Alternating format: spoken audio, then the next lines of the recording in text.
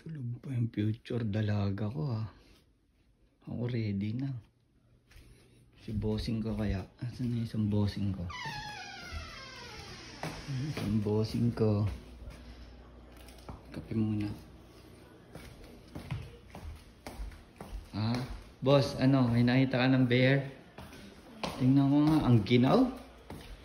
Alas 7 no. Alas 7 na. Madilim. Boom.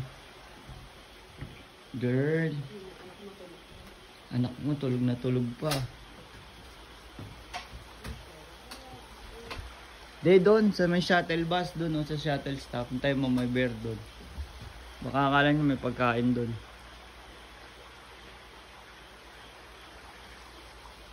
Anting ka lang dyan ng bears.